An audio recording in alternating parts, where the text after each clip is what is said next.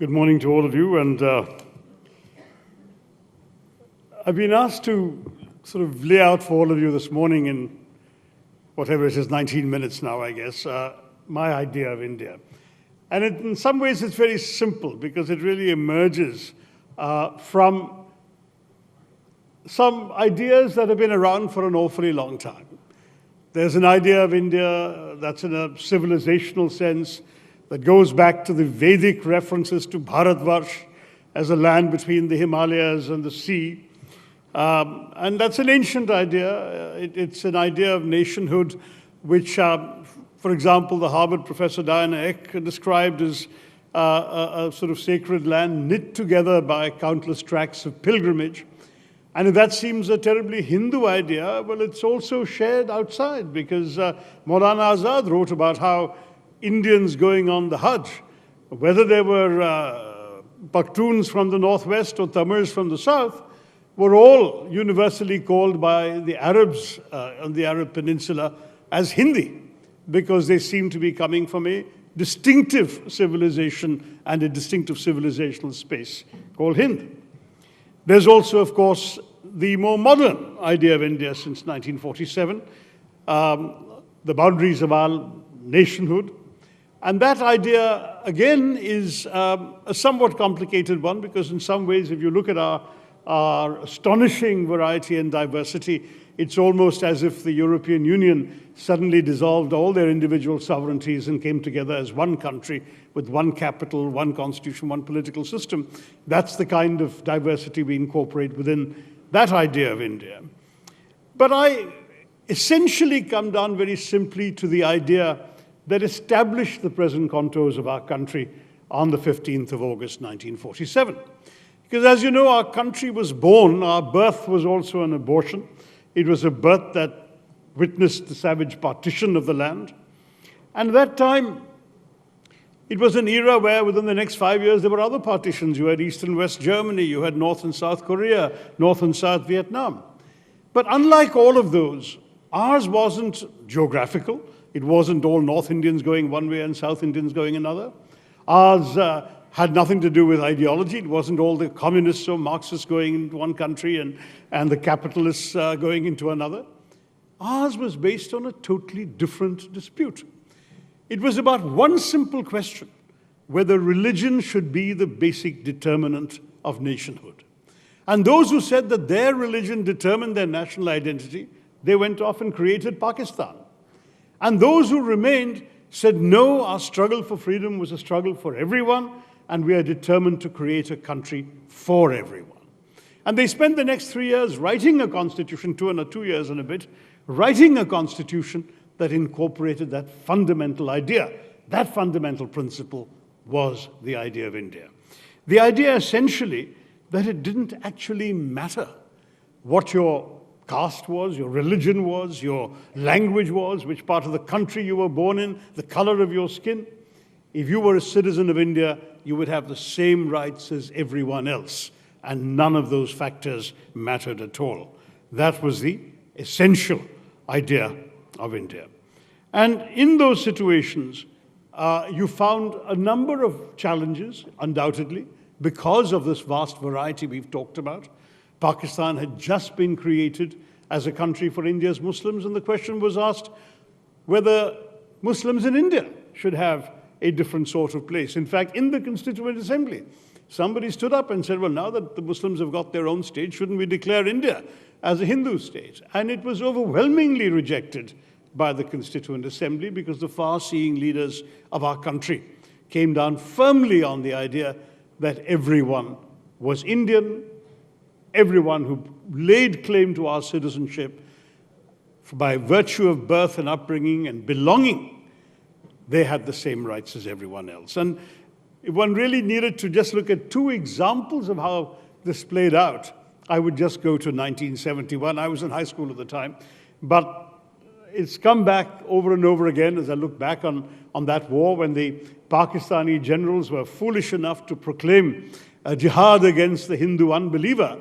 And they confronted a military headed on the Indian side by a general who's Parsi, General Manekshaw, with an air force in the northern sector commanded by a Muslim, Air Marshal, later Air Chief Marshal Latif.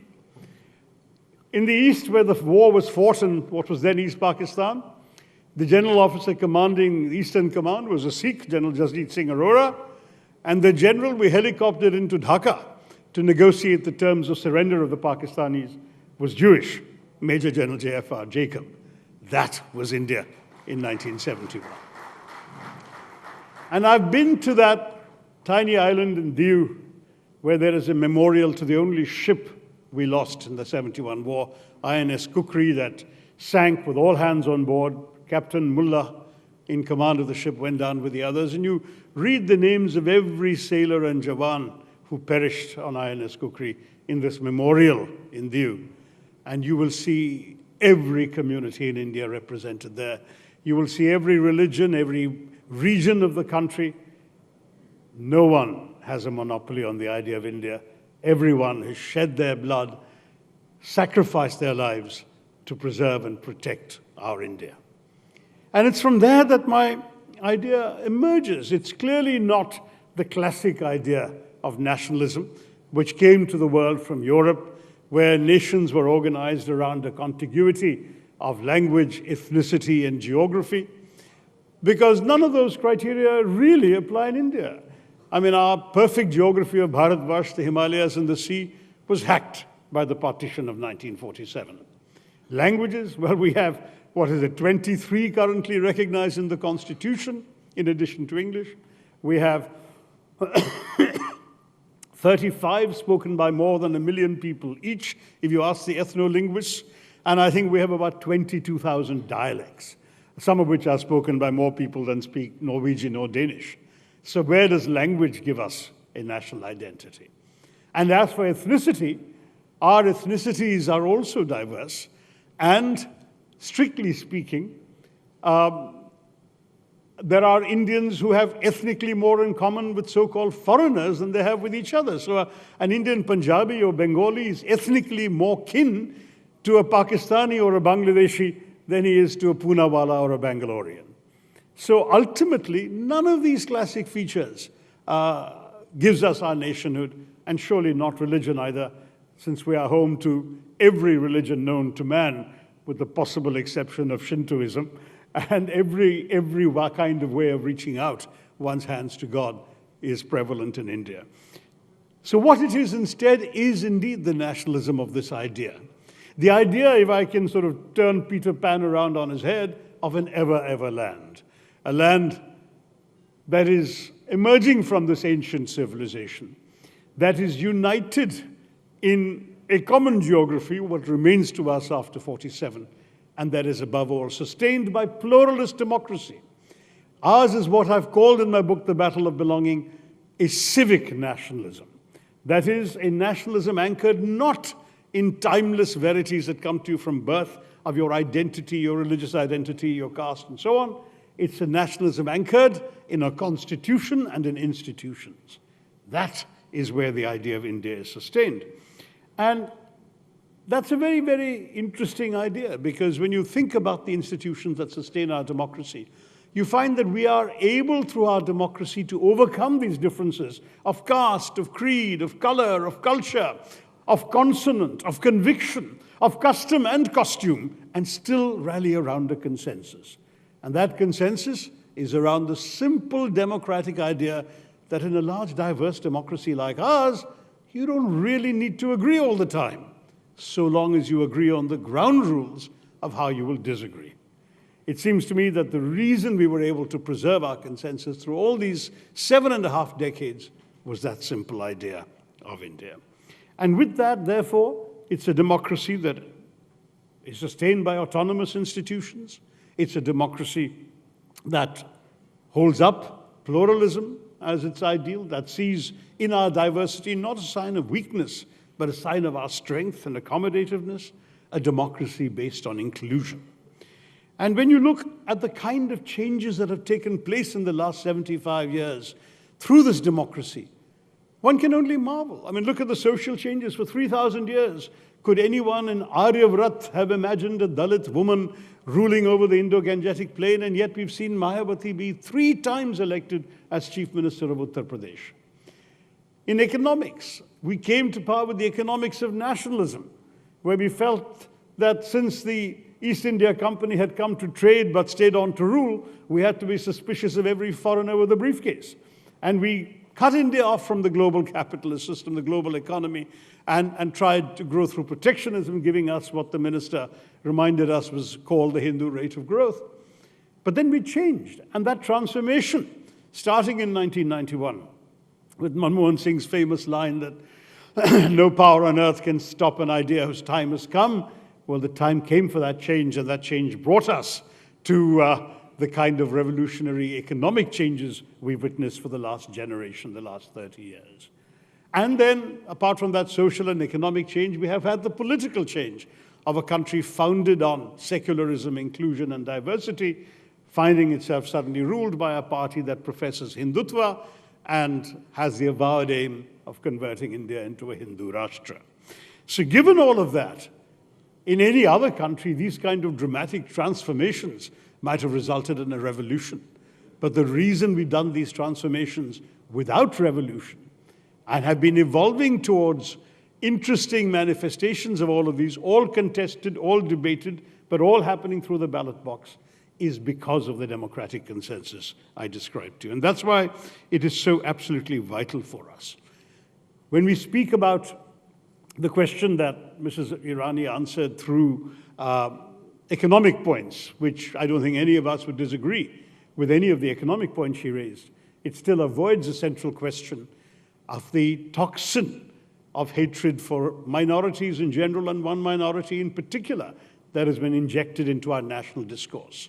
The government may not have officially done it, but it's condoned all those who, in the name of the ruling forces of our country, have othered a significant portion of our population. And that exclusion is actually, in many ways, profoundly anti-Hindu. The minister quoted Swami Vivekananda. Well, I've been a Vivekananda bhakt since my college days. And having read everything he said, all his addresses and speeches, I can tell you that his idea of Hinduism was very different from that of the advocates of Hindutva. Because he said that he was proud to speak of a religion that gave the world not just tolerance but acceptance. Something I read as a child and stayed with me ever since. Because when you think about it, we're all taught in school that tolerance is a virtue, a tolerant king's a good guy. But when you really think about it, tolerance is a very patronizing idea. The tolerant king is really saying, look, I have the truth, you are in error, but I will magnanimously indulge you in your right to be wrong. That's not good enough. But what Swami Vivekananda said is Hinduism is not just that. Hinduism teaches acceptance. And acceptance means, I believe I have the truth, you believe you have the truth, I will respect your truth, please respect my truth. And to my mind, that was the single most profound way of actually incorporating and embracing the kind of acceptance of difference that makes it possible for Indians and for Hindus in general, at least in the past, to live peacefully and with mutual respect with people of other faiths and religions. Sadly, that is what is being challenged today. I have no quarrel with the development and economic arguments the minister made. Those are all very well. I think that we want to see our country growing in terms of both the hardware of development and the software of it. The hardware being, of course, the infrastructure, the roads, the ports, the highways, all of which we all welcome. Everyone uses them irrespective of their identity. But also the software of development, which is the human capital that is so precious in transforming any country. And that software of development includes, of course, the right for every human being in our country to be able to have 2 or 3 square meals a day, to have a roof over their head against the sun and the rain, to be able to get a decent job that enables them to support their families with self-respect, to have a healthcare clinic within at least a 5-kilometer walk of their places of residence, and to be able to educate their children and dream of a better life for their children than they themselves have. Let's face it, whatever our government says, there are still a couple of 100 million Indians at the very least, maybe more, who cannot take any of those things for granted. And that's why that challenge still remains of fulfilling that idea of India. An Indian idea in which I hope we will be able to deliver all of those things, an India in which we will not tear each other apart over unfortunate regurgitations of badly understood history, to beat today's people over the heads with the sins of their supposed forebears 5 or 6 centuries ago. An India in which we will, in fact, not have a government telling us what to eat, who to sleep with, who to love, what to think, what to say, but a system in which all Indians, going back to that precious constitution our founders gave us, that all Indians will be able to think, live, breathe, worship, eat, thrive freely, unafraid of the prowess of the products of the outside world, unafraid of the religious biases of their neighbors, but willing to take the world as it comes, to accept the differences they see around them, to embrace them as part of the glorious tapestry that makes up the idea of India. That is an India that will truly shine, and it will shine for all. Thank you very much, and Jai Hind. Thank you, Dr. Tharoor. So I reckon we can safely say you and Ms. Irani don't concur on the idea of India. Well, I think it's fairly clear from what I've said and what she said. All right. Okay. So you spoke of in your speech that every person across India has an equal right to the idea of India. But Dr. Tharoor, would you reckon that what has made this India moment right now, also somewhere down the line, and we can't be in denial of it, is the alienation of possibly the majority community, that we see now the assertion of this naked, raw, belligerent Hindutva? You know, the fact is that politicians, I'm afraid, have to bear an awful lot of responsibility for much of what communities are told they ought to feel. If Hindus are repeatedly told that a particular minority is pampered and spoiled and appeased and all such language, it flies in the face of the basic facts that show that that community is disproportionately poor, disproportionately undereducated, underrepresented in the armed forces, the civil services, and the elite professions, and overrepresented in the prisons. Now, is that a community that has been pampered by us for 75 years? I think we've got to be objective, look at the facts and say, we all have challenges. There are peculiar reasons why that community is behind, but instead of blaming them, particularly for the sins of ancestors long dead and buried, it's a way of dividing a country that needs unity. And unity does not mean uniformity, as some people in the ruling establishment seem to think. Dr. Tharoor, do you really see it being limited to just politicians? Because the sheer fact that we are talking about the emergence of what you call toxic Hindutva, for a lot it's not toxic Hindutva. It's a long time in the coming. You don't see it like that? It can't be a creation of just the politicians. Look, human beings are certainly sort of seducible by the argument that they are better than others. They're seducible by the proposition that they can hold their head up high and there's much to be proud of. The irony, and I've written about this extensively in my books, Why I'm a Hindu and the Hindu Way, is that I see a lot to be proud of in being a Hindu. But I don't see my pride as a Hindu coming at the expense of any other community. It's not a question of my being better than someone else. It's my being descended from a faith that has a lot that I can cherish, and from ancestors who've achieved a great deal that perhaps we haven't done enough to acknowledge during the colonial period. So let's revive all of that. Let's celebrate it. Why must it be at the expense of another community or communities? That's where I part company with the Hindutva movement. See, when Vivekananda talked about Hindus in India, arise, awake, he wanted them to awake to their own great possibilities, anchored in this sense of inclusion, rather than the kind of exclusionary interpretation that the Hindutva movement has brought to our country. But Dr. Tharoor, that's your idea of India. And quite a few would suggest that don't be patronizing to somebody else's idea of India. And for them, they do feel that they've been possibly alienated. And for them, they need to assert themselves, even if it comes through religion.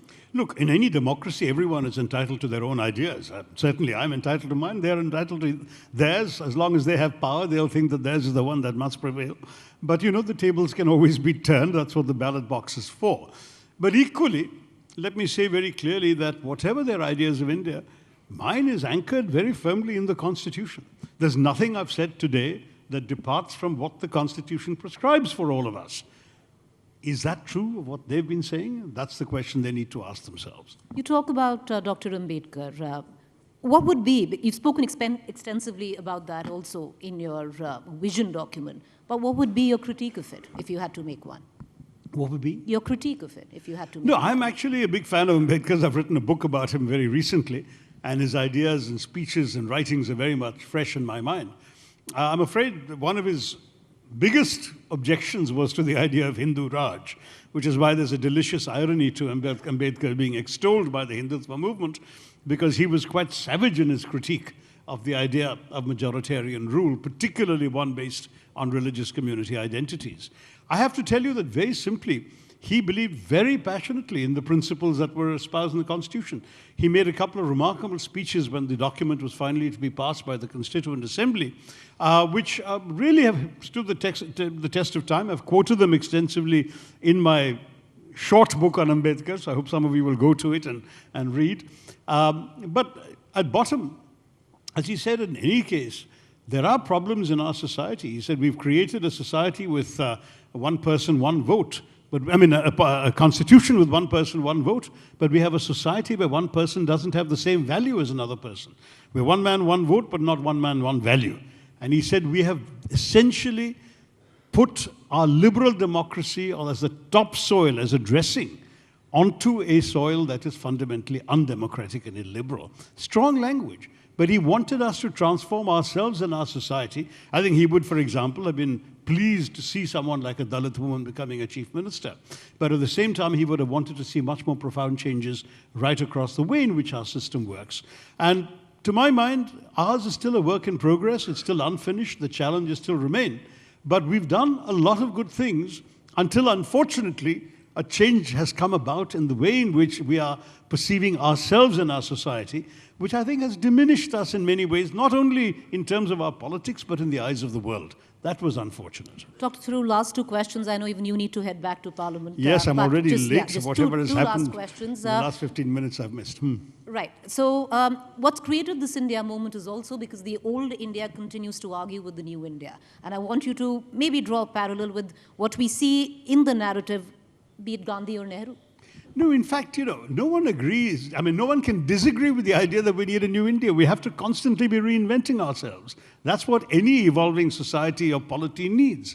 The tendency I deplore is to sort of contrast it as if it's Bharat fighting India, that we are all these deracinated elite cosmopolitans describing our far-flung ideas in English, while they, the authentic, sort of rooted Bharatvasis, are fighting for a more anchored India. I think that it's a disservice to the essential decency and tolerance that most Indians practice in the villages in their daily lives. And I'm a person who has spent a month to 6 weeks every year in my childhood in a village, including for many of those years without electricity or piped water.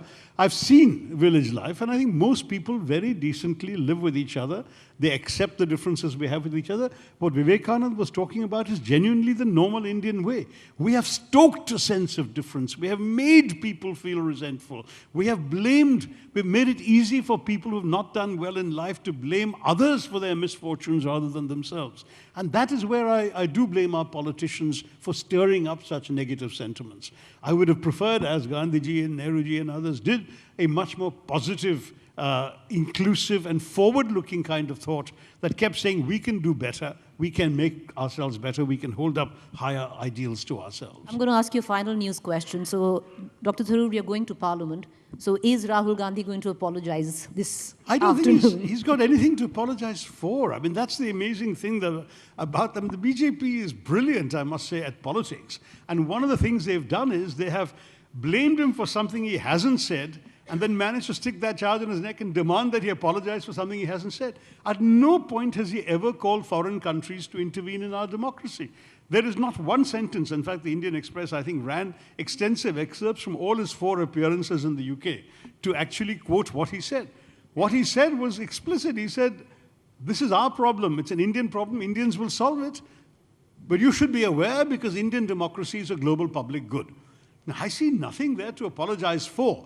Now, if they want him to apologize for the fact of talking about Indian domestic politics in a foreign country, then the first person to apologize will have to be Prime Minister Modi, who on many foreign visits said that India has been a country where nothing happened for 65 years, where Indians used to feel ashamed to hold their, to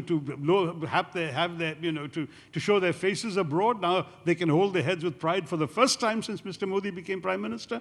I think when he apologizes for statements like that, then all of us can apologize for saying the opposite abroad. I think this is a level of political discourse that we ought to grow up and But, Dr. Tharoor, I wouldn't be doing due diligence to being a journalist because I'll correct you there. It's Rahul Gandhi, what you quoted right now, he said it later. The first time around when his first, I would reckon the lecture in Cambridge, he did say that he feels sad that democracies like Europe and America are silent on what's going on in India. He did say it, and then came the rebuttal. I don't recall that. I seem to remember him saying you should be aware because this is a global public good. And indeed, asking people to be concerned about your well-being is perhaps arguably something that may be sort of teetering on some sort of board, but the notion that he actually asked for any intervention from outside, to my mind, is not borne out by any of the evidence that I have read and seen. Could have been avoided, no? Well, I'm not the one who spoke. I mean, all I can tell you is that, to my mind, there is nothing there to apologize for because there is nothing there that is in any way remotely anti-national. Now, you can say, why do you go there at all? Why do you say any of this? Why can't you talk about something else? Talk about British colonialism? I've done that. Right. I mean, the fact is that everyone in a democracy is entitled to express their views in what they consider the appropriate forums. And I will not decry any individuals. But more important is this genuinely the most important issue confronting Parliament, that we have to paralyze Parliament for a week? Or can we not move on beyond all this tutu meme and focus on the real problems of the nation? That's where I stand. Away from the tutu meme. Thank you, Thanks very Dr. Tharoor, for joining us. Appreciate it.